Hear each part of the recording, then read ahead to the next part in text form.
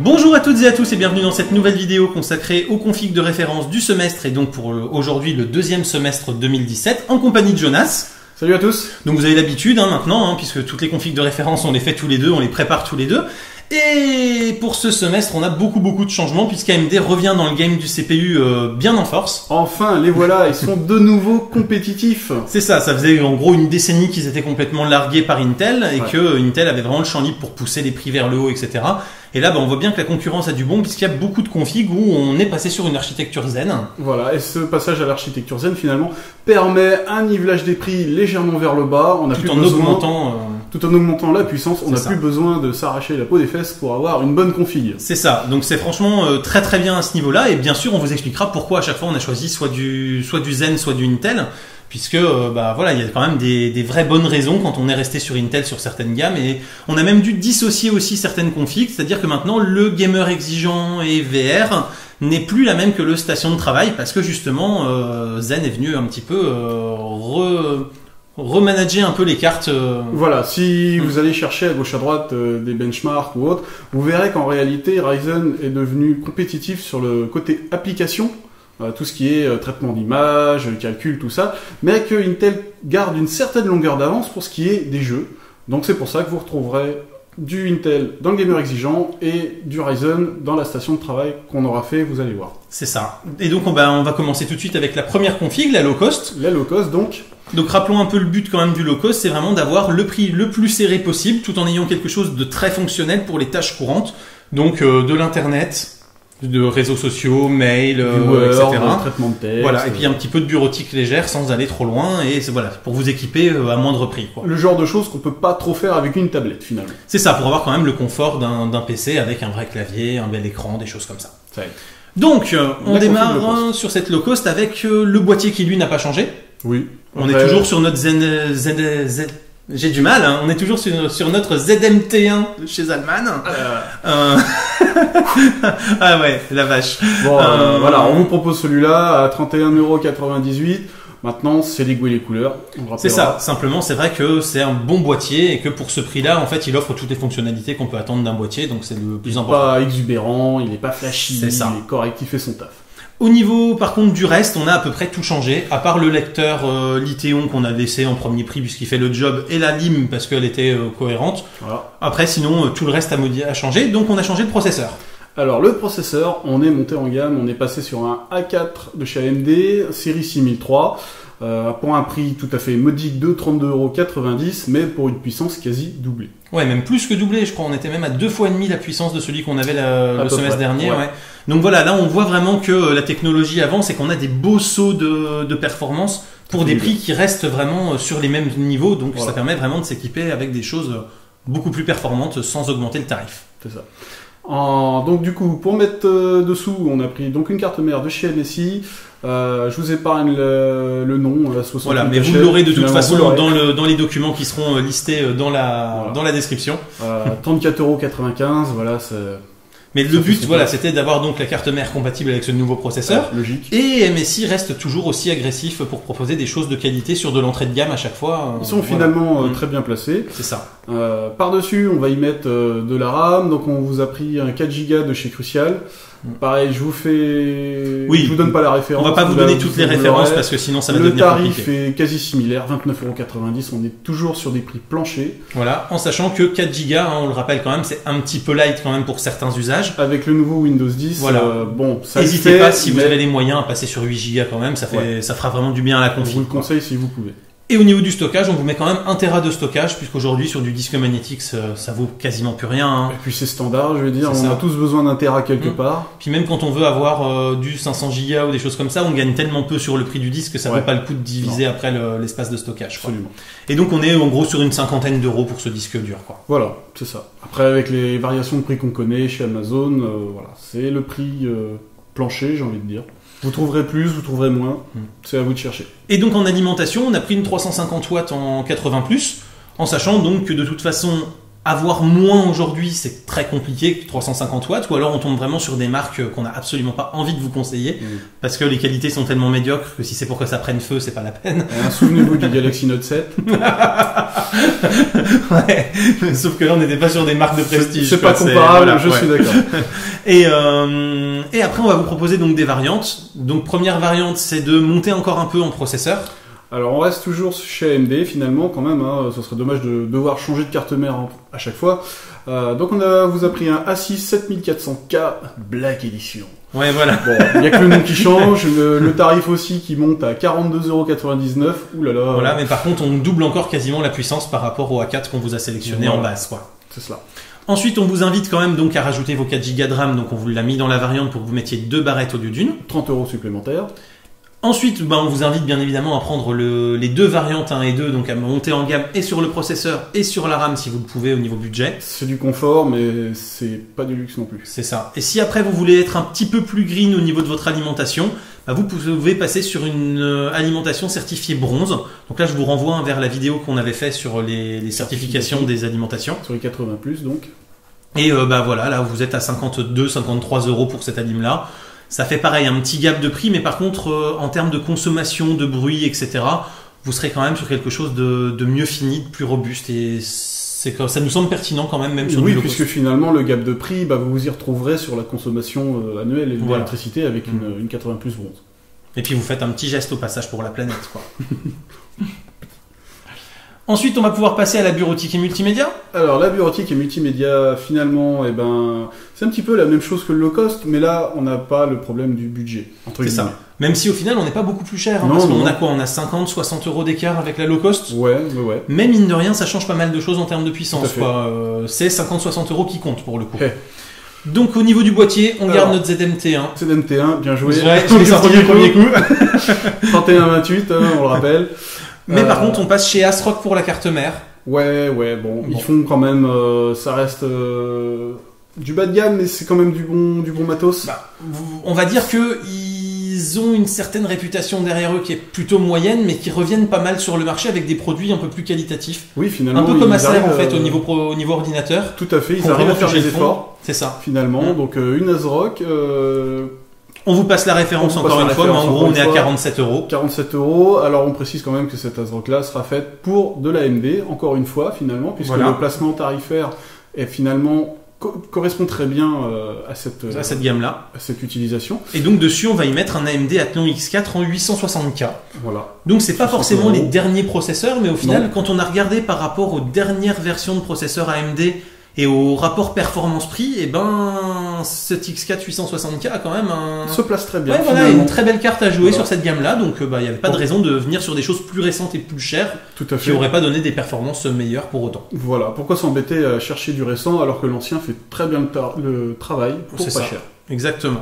On vous met toujours la même RAM avec 4 Go de base qu'on vous conseille bien sûr de mettre à 8 si votre budget vous le permet. Toujours le même graveur DVD, lui je crois que c'est... Ouais, c'est il quasiment fait la partie des constante. meubles. Il fait C'est partie ça. des meubles. Même les précédentes émissions, il était encore là. Mm. Le prix varie, À 1€ près en fonction Voilà, des semestres, bon. mais voilà, on reste sur les mêmes choses, quoi. c'est ça. Et puis on laisse le même WD Blue de 1TB pour le disque dur, parce que ça fait une très bonne base de stockage. Il va devenir standard aussi, lui C'est aussi, ça. il va faire partie des meubles. Au niveau de la lime, on laisse la même aussi. Oui, puisque finalement la consommation énergétique n'explose pas. Non, on est sensiblement équivalent. Hein.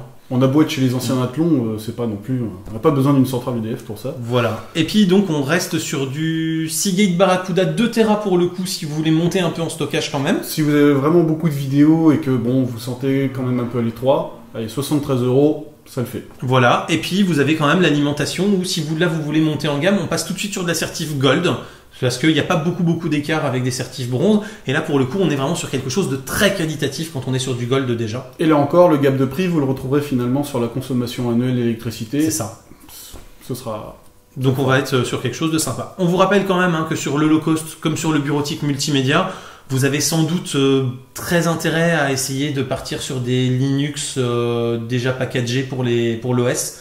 Parce Oui. qu'on a quand même un Windows 10 qui se situe à 1€ pièce. Ça picote. Et il fait vite 25-30% du prix de la config à lui tout seul. Ouais. Est-ce que c'est vraiment justifié sur ce type de gamme et sur les usages que vous allez avoir sur ce type de PC qui seront quand même assez basiques? Je suis pas certain que ça se justifie vraiment Non. de mettre 100 balles dans un Windows, quoi. Non. Après, si vous avez un vieux Windows 7 qui traîne quelque part, allez-y, Très bien. ça marche très bien. Voilà. Le Windows 10, voilà. C'est ça. Après, simplement, la seule chose que j'aurais tendance à vous dire, c'est même si XP fait encore bien le boulot sur ce type d'usage, au niveau de tout ce qui est faille de sécurité, il n'est pas suivi. On l'a vu avec les dernières attaques justement là récemment, où c'était vraiment Windows XP qui était la faille d'entrée pour pouvoir rentrer sur les réseaux et pouvoir infecter. Donc on peut pas vous conseiller de réutiliser votre licence Windows XP, et si vous êtes sous Windows XP, on ne peut que vous conseiller quand même de monter en gamme, parce que l'arrêt du suivi que fait Microsoft sur XP fait qu'on court un vrai risque aujourd'hui à garder cet OS. Merci l'obsolescence. Ouais, là on est clairement sur de l'obsolescence programmée, parce que sur des usages comme ça, XP est largement suffisant. Tout à fait. Et on trouve des licences aujourd'hui à 10 ou 15 balles sur le net. C'est ça. Voilà. Mais bon, donc on vous conseille quand même de prendre quelque chose au moins au niveau de Windows 7. Quoi. Au minimum 7. Voilà. On a fait le tour de cette config-là. Oui. Et on va pouvoir passer donc au casual gamer et commencer à la taquiner un peu de jeu. Commence à devenir sympa.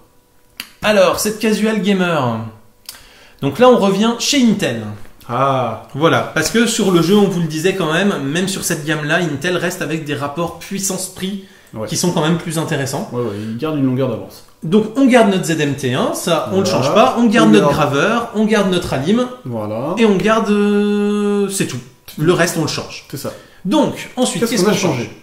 Alors, on a changé. Donc, on vous l'a dit, on est revenu finalement sur Intel. Avec un Core i3. Un Core i3 7100 à 122 €.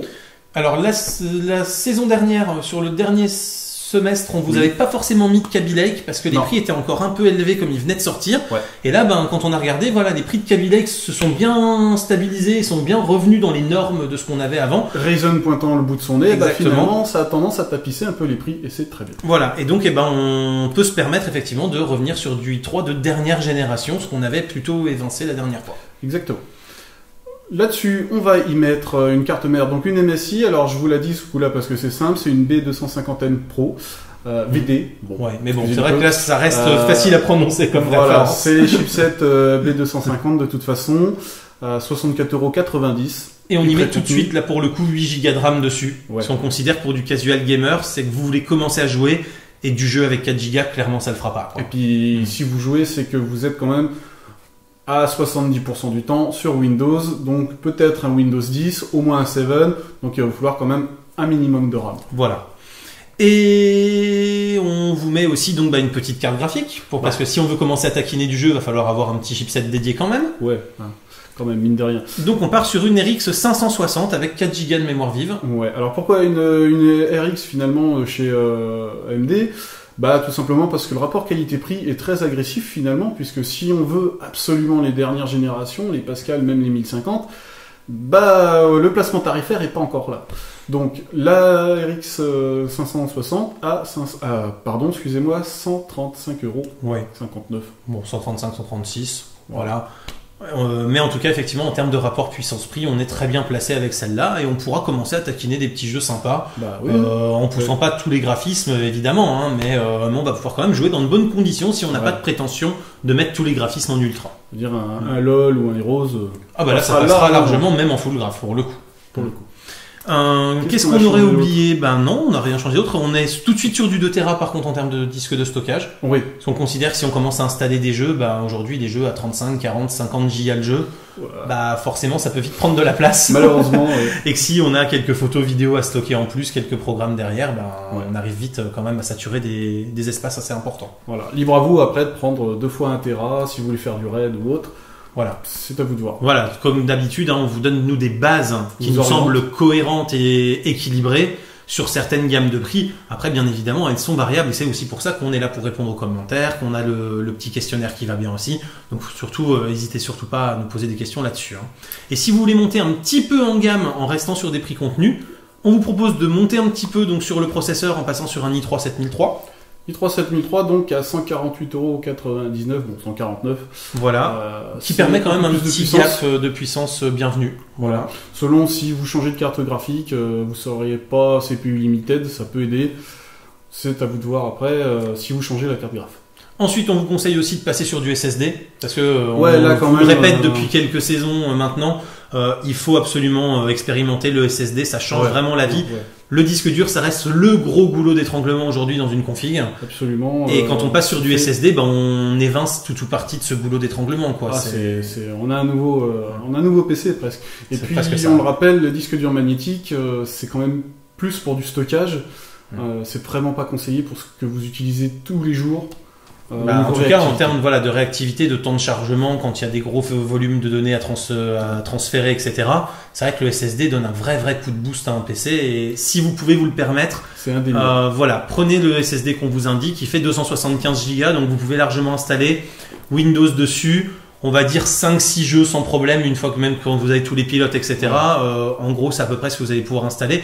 Donc ça vous laisse déjà un petit peu de marge pour pouvoir jouer correctement et avec des perfs qui n'auront rien à voir en temps de chargement et en temps de démarrage de machine aussi. Ouais. Après, on vous l'a mis en variante. Moi, ce que je vous conseille, c'est de prendre le SSD directement et vous prendrez le 2 Tera si vraiment vous manquez de franchement, place. on est d'accord là-dessus. On vous le met en variante parce qu'il y a des contraintes de prix.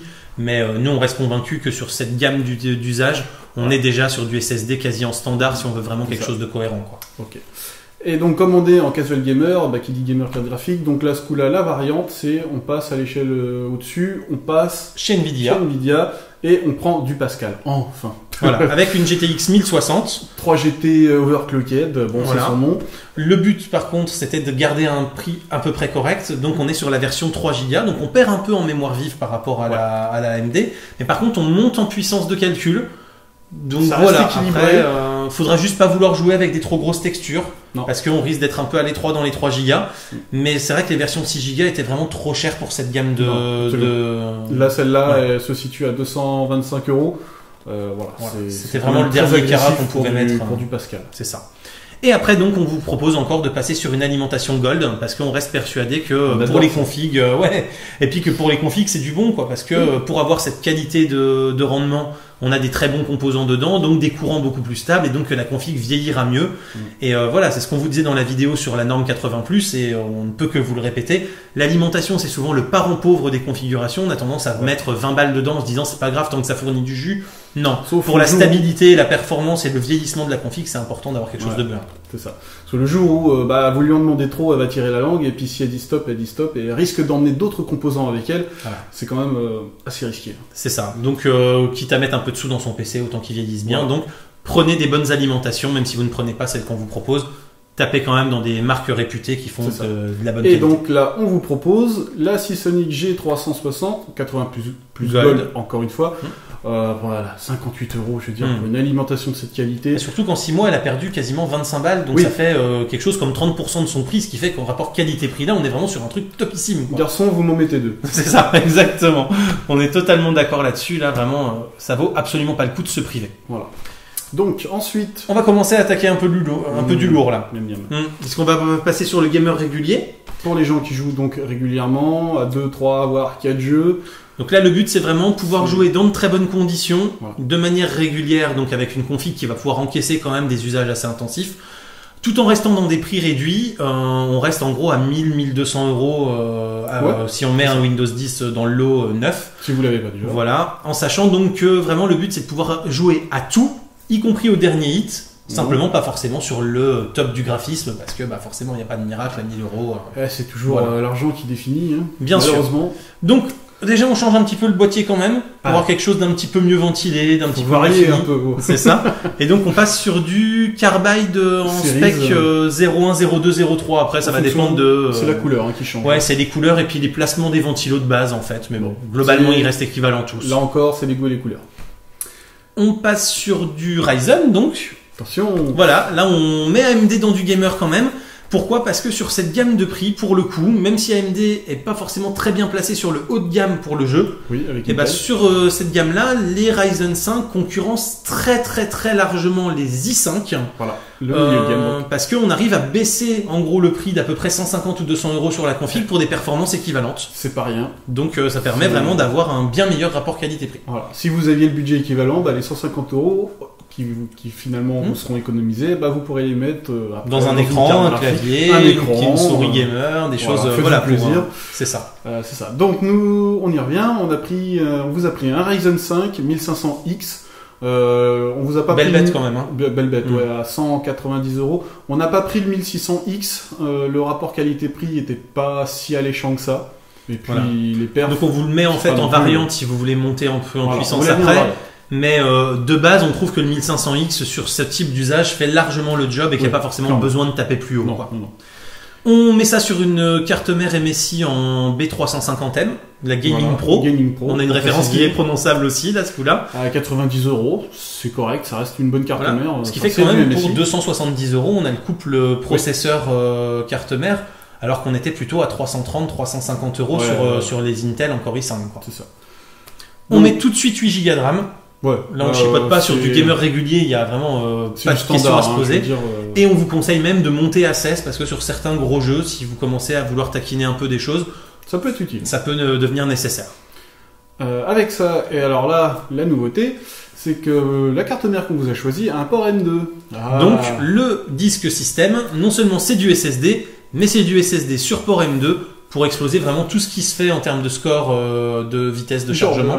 Ouais, j'en ai pas moi-même, mais je bats quand je vois le... Mais c'est vrai que quand on voit les perfs par rapport à du SATA 3, qui est déjà assez impressionnant, je veux dire, on fait 2-3 fois mieux. Et voilà, en termes de temps de chargement pour le démarrage de Windows, pour les chargements des gros jeux, etc., ça va être du velours, quoi. C'est ça. Même votre iPad vous semblera lent. Boutade. Et donc là, on met 275 Go pour un peu moins de 100 €. On est autour de 93 €. C'est ça. Un SSD de chez Crucial, un CT275 MX300 précisément. Et on rajoute quand même à côté un Barracuda en 2 Tera, autour de 73 €. Parce que si vous avez quand même des vidéos à stocker, ne serait-ce que si vous voulez streamer après et donc enregistrer vos vidéos, etc. avant, il va vous falloir un peu de place et pour stocker ensuite des photos, des vidéos perso, etc. Ça nous semble être aujourd'hui, pareil, quelque chose d'assez standard en termes d'espace de stockage. On retrouve les meubles, le Litéon, toujours le même, à 14,99 €. Voilà. Par contre, on va changer l'alimentation. Bah ouais, parce que là, comme on a une grosse carte graphique, il faut quand même qu'on ait un peu plus de puissance sous le capot. Voilà, un peu plus de chevaux. Donc on est parti sur une Silverstone qu'on avait déjà mis le semestre précédent. Exact. Parce qu'elle est très bien. Encore une fois une 80 plus Gold, 500 watts pour le coup. Ce qui sera largement suffisant vu la config. Hein.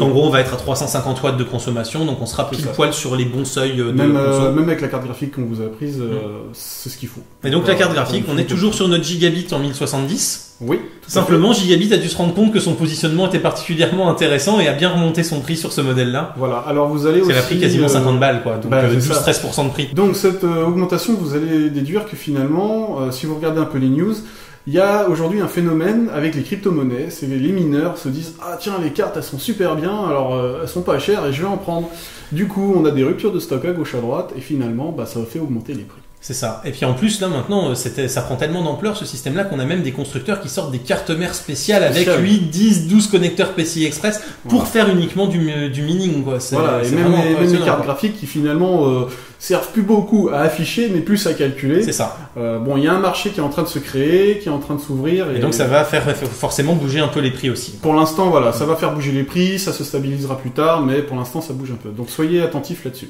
Donc en tout cas, cette config-là, avec un Windows 10, on s'en tire pour un peu moins de 1200 €. Et pour ce prix-là, on peut vraiment jouer dans d'excellentes conditions à tous les derniers titres. Ouais. Quasiment full graph partout si on reste en 1080p. Quoi. La 1070... elle a quand même une belle puissance, c'est une belle carte. Ouais. Et ensuite, on vous indiquait, donc, on vous invite quand même à passer à 16 Go. Donc ça, on vous le met en variante avec 2 sticks de 4 Go supplémentaires chacun. Absolument. Et on a passé donc un Ryzen 5 1600 en variante. Bon, c'est juste un petit peu plus cher, mais un petit peu plus puissant. Voilà, c'est vraiment le stade au-dessus. Il n'y a pas à tergiverser 10 000 ans. Voilà, mais c'est vrai qu'effectivement, sur du gaming, on a quasiment quand même un bon 20% de puissance en plus. Donc après, le prix ne le justifie pas forcément, mais c'est vrai que si vous voulez pousser un tout petit peu plus et que vous sentez que le CPU avec le 1500X est un peu light, vous pouvez prendre celui-là, quoi.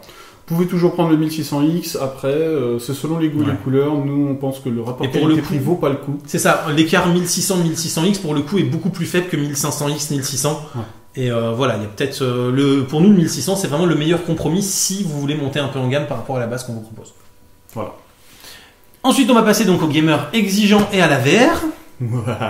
Donc là, on est quand même sur de la grosse config. Ouais. Et simplement, donc, pour bien préciser des choses, le semestre dernier, on était sur une config basée sur une plateforme x99 de chez Intel. Ouais. Pourquoi ? Parce qu'on vous disait, le gamer exigeant VR, on le fait aussi pour être une station de travail pour ceux qui veulent faire du traitement photo, du montage vidéo, etc. Simplement... avec l'avenue de Ryzen, on vu la puissance de calcul de leur CPU versus Intel, on s'est dit, finalement, ils bossent mieux en application et moins en jeu. Donc, on a pris la décision de scinder C'est ça. Et donc au final, vous allez avoir une config qui peut sembler un peu plus bas de gamme chez Intel parce qu'on est redescendu sur les gammes inférieures, mais qui au final se démerde beaucoup mieux sur les jeux parce que les jeux ne savent pas forcément gérer des 6 ou 8 cœurs des proc X99 actuellement. Donc au final, on se retrouve, comme les fréquences sont un peu plus élevées par contre, avec des meilleures performances en jeu. Donc vraiment une config dédiée gamer. Et pour la station de travail qu'on va voir juste après, là on va passer effectivement sur du Ryzen 7 qui, par rapport à Intel, permet d'avoir quelque chose de très performant pour des prix qui sont quand même sensiblement plus bas puisqu'on peut gagner quasiment 4 ou 500 balles sur une config pour des performances équivalentes. C'est pas rien. Donc cette gamer exigeant, on passe déjà sur un beau boîtier puisqu'on passe sur du Carbide 300R. Ouais, bon on est passé sur la gamme au-dessus, maintenant on vous le rappelle, goût et les couleurs. C'est ça, là franchement le boîtier c'est vraiment juste pour essayer d'adapter à la gamme, mais il y a tellement de variétés, aussi bien en termes de prix que de design que de fonctionnalité, que là vraiment il faut que vous trouviez le boîtier qui vous plaît le plus en fonction de vos envies. Il y a des très bons sites pour ça, des sites allemands, ils vendent que de ça. Voilà. Pas hésiter à aller les consulter. On vous impose rien de toute façon. Donc pour la carte mère, on est sur du chipset Z270 et on prend du MSI encore une fois avec la Crate Gaming 3. On fait pas exprès. Crate Gaming tout court d'ailleurs. Crate Gaming tout court. Mais parce qu'ils ont des super rapports qualité-prix tout simplement. Donc on les retrouve beaucoup, on les retrouve partout. Puis aller taper sur de l'Asus Maxima machin, etc. Au final, vous allez payer 2-3 fois plus cher. Et quand on regarde les fiches techniques et les performances en jeu, ça change rien, ou alors ça change à la marge, à 1% près, et ça ne justifie pas du tout de payer 2 ou 3 fois plus cher sa carte mère. C'est le rapport qualité-prix qui place finalement MSI au bon niveau. Ils calculent bien les mecs. C'est ça, ouais, tout à fait. Et on met tout de suite 16 Go de RAM. Ouais, voilà, on discute pas. Parce que sur du gamer exigeant, c'est nécessaire. 3200 MHz, donc ça fait de la PC 25600. Ça fait une très bonne RAM. Mais voilà, quand on cherche des fois, on n'a pas la fréquence, on a que les PC. De toute façon, vous avez tous les liens en description pour pas vous planter. 198 € quand même, mais là on est tranquille. C'est ça. Puis il faut au moins ça pour si on veut être vraiment du gamer exigeant, jouer sur des très hautes définitions, etc. Ça va quand même nécessiter d'avoir une belle machine, donc il faut au moins 16 Go de RAM. Bon, je veux dire, à un moment donné, on est habitué à son confort et on se dit, il me manque un peu. Allez, au niveau du disque dur système, on reste sur du M2, simplement là on passe tout de suite sur du 525 Go au lieu du 250 précédent. C'est juste une histoire de confort, libre à vous de revenir sur le 275 Go. Voilà, mais nous on considère qu'avec 525 Go, techniquement vous aurez presque même pas besoin de stockage alternatif si vraiment vous n'avez pas beaucoup de données à stocker en brut. Et qu'après on vous rajoute, si vous le souhaitez, un WD-RAID 4 Tera. Donc pourquoi du RAID? Simplement parce qu'en termes de prix. Alors déjà de rapport prix, mais aussi parce que en termes de garantie, on a quand même 3 ans de garantie, là où les disques durs non RAID en proposent généralement qu'une ou deux d'années de garantie. Étonnamment en ce moment, le Purple est un peu plus cher. C'est ça, donc on est revenu sur du RAID. Et donc là voilà, si vous avez besoin de stockage, on met tout de suite un 4 Tera pour en gros 150 balles.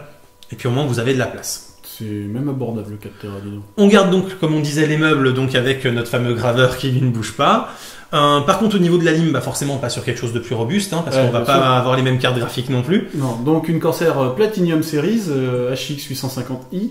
Là, donc, je vous cache pas que c'est du 80 plus Platinum. Voilà, oui, vu le nom, effectivement, c'est ça. Et à 170 €, c'est pas plus mal que. Mais là, on est vraiment sur du très haut de gamme, quoi. Ouais. Avec en plus tout ce qu'il faut au niveau de Corsair pour avoir des informations de monitoring, etc. Si on veut. Ils adorent faire ça. C'est ça. Et force est de constater, moi qui aime bien les stats, que j'aime bien ça et que ça ait un argument de vente. Pour moi, en tout cas. Pourquoi pas. Et une Zotac GTX 1080. Voilà, donc là, on passe vraiment sur de la très belle gamme de cartes graphiques quand même. Là, on a vraiment beaucoup de puissance sur le capot. C'est ça. Puis un très bon rapport consommation-performance en plus sur les GTX 1080. Merci Pascal. C'est ça. Et donc à 100, tu as dit le prix Non, je l'ai pas dit, mais effectivement 572 € quand même. Voilà. Bon, avec les quelques variations qu'on connaît, mais c'est quand même la plus agressive sur le tarif. Et donc on met en termes de processeur un i7 7700K. Absolument, à 332,90 €. Donc pourquoi on est redescendu donc en gamme, c'est ce qu'on disait, c'est un quad-core uniquement contre les 6 cœurs qu'on proposait la dernière fois. Simplement, force est de constater qu'en jeu, comme les fréquences sont plus importantes et qu'il y a très peu de jeux qui savent gérer plus que 4 cœurs aujourd'hui, c'est le meilleur rapport performance-prix sur du jeu. Surtout que on paye pas le prix de la plateforme X99, donc au final ça fait une belle économie pour une puissance de jeu qui est vraiment très intéressante. Très confortable aussi surtout. Voilà. Ce qui va aussi permettre d'investir dans le refroidissement du processeur, puisque maintenant ils vendent quasiment plus de refroidisseurs avec les CPU. Et puis quand on connaît les refroidisseurs d'origine... C'est ça, entre le bruit, la chauffe, etc., c'était quand même pas top, quoi. Voilà. Donc on vous a pris un kit water cooling tout en un de chez Corsair. Oui, le H100i V2. V2, voilà. 112,41 € à peu près. Et là, pour le coup, c'est vraiment quelque chose de très très bien, parce que même avec des ventilateurs qui tournent pas vite, vous allez rarement dépasser les 45 degrés sur votre Proco, quoi. Merci, l'eau. Ouais, non, franchement, c'est vrai que ça marche super bien. Pour ceux qui voudraient quand même un peu plus de puissance, puisqu'on est donc sur du gamer exigeant et de la VR, donc il y a besoin de beaucoup de force de calcul. Et qu'on n'est plus en X99, donc on a un peu plus de sous. Voilà, on peut se permettre de monter sur une 1080 Ti pour 800 € certes, mais là pour le coup vous avez ce qui se fait de mieux et de plus performant en termes de carte graphique, en tout cas à l'heure actuelle, quand on tourne cette vidéo. Hein. On entend beaucoup parler des Vega, on n'a pas trop d'infos, on n'a pas trop de concret véritablement. Et pour l'instant, comme elles sont pas en vente, on serait bien mal placé de vous sortir une vidéo en vous disant « Ah, c'est cette carte-là qu'il faut acheter », alors qu'elle n'a pas été testée dans des conditions réelles et que vous pouvez la trouver nulle part. On n'aurait pas l'air. Voilà, donc on verra si en décembre ou en janvier, quand on refait notre vidéo, elles sont bien sorties et comment elles fonctionnent, et puis en fonction de ça, on les intégrera, bien évidemment. Mais donc en attendant, pour l'instant, le must du must actuellement, c'est de la 1080 Ti. Et pareil, on n'a pas besoin de monter sur du X99 pour avoir du 2x32, du 2x16X en PCI Express. Oui. Pourquoi ? Parce que avec les générations 10 de GTX, Nvidia a amélioré ses ponts SLI. Et donc là où 980 Ti pouvait être un peu bridé si on était en 2x8X, et ben là il y a beaucoup plus de données qui passent par le pont SLI et beaucoup moins de données qui passent par les ports PCI Express. Et donc au final, même avec 2080 Ti qui seraient connectés chacune en 8X, et ben ça tourne nickel, elles ne sont pas limitées par rapport au 16X. Donc on est en plus, on n'est plus obligé de monter autant en gamme, sauf si on veut faire du tri ou du quad SLI. Mais là voilà, on atteint des configs qu'on va pas vous détailler parce que là, c'est vraiment pour du gros budget très particulière. C'est ça, très gros usage et très gros budget, et on considère que si vous en êtes à investir 10-12 000 balles dans votre bécane, c'est que vous savez normalement ce que vous faites, quoi. C'est que vous avez peut-être même pas vu notre vidéo. C'est ça. Et simplement pour ceux qui voudraient quand même l'utiliser aussi pour regarder des films ou faire du stockage important en externe. Ouais. Si vous en avez marre du Litéon qui fait mode et qui prend la poussière, vous prenez un Pioneer graveur Blu-ray, pardon. Voilà, à 90-91 €, qui a pris un petit peu là depuis le dernier semestre. Exact.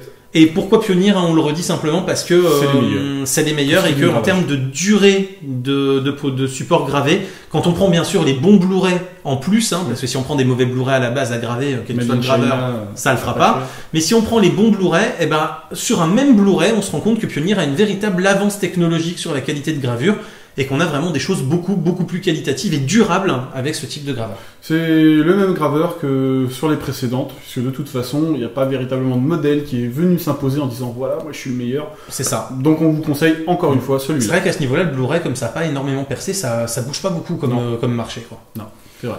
Voilà, et on va pouvoir donc passer à notre station de travail. Voilà, ce qu'on vous disait, c'est qu'on a scindé en deux, puisque aujourd'hui AMD avec ses Ryzen est plus performant en applicatif, mais toujours une longueur de retard par rapport à Intel pour ce qui est du jeu. L'avantage, c'est que ça nous permet aussi quand même de faire une config dédiée au jeu avec certains périphériques plutôt basés là-dessus, et de faire une config vraiment station de travail où on met d'autres choses qui vont avoir un intérêt pour bosser sur sa machine et qui n'auraient pas eu d'intérêt en jeu, et donc ça permet vraiment de faire de config aussi beaucoup plus équilibrées. Alors qu'on s'entende bien sur station de travail aussi. Oui. Parce que station de travail, entre je traite 50 RAW dans l'année et je fais un montage de 2 vidéos Full HD que je mets sur YouTube tous les mois, et par mois voire par trimestre ou par semestre, et la personne qui va faire de la modélisation 3D, des calculs de force sur des structures, des choses comme ça, on n'est pas du tout sur les mêmes besoins de puissance. Non. Donc c'est ça qui est aussi compliqué pour nous sur de la station de travail. En fait, on vous donne une base où au niveau carte mère, processeur, disque dur, etc., on a quelque chose qui est robuste.